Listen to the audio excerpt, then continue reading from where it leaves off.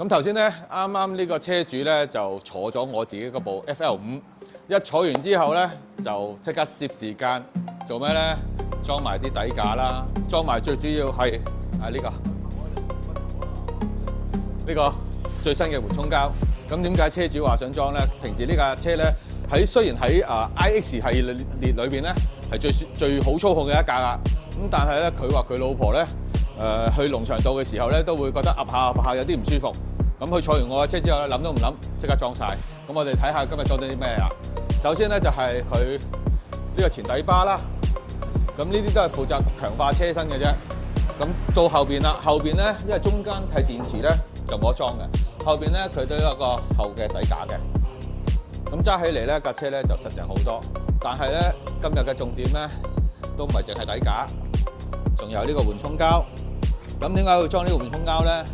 佢裝完之後，不論爛路好啦、急車好啦、轉彎好啦，佢都會舒服咗好多嘅。咁呢個車主都諗都唔諗裝，你又想唔想試下咧？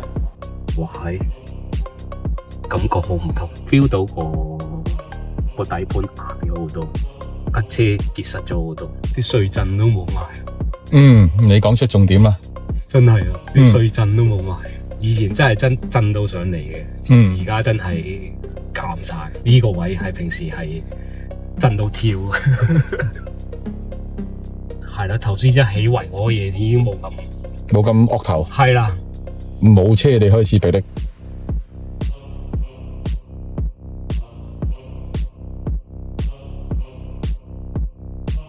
哇，真係冇晒。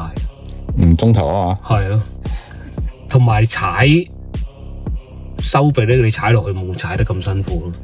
係啊，即係隻腳唔使死踩咯，你係可以 keep 住嗰一個位，已經佢已經同你停，又唔驚佢再耷頭喎呢樣嘢。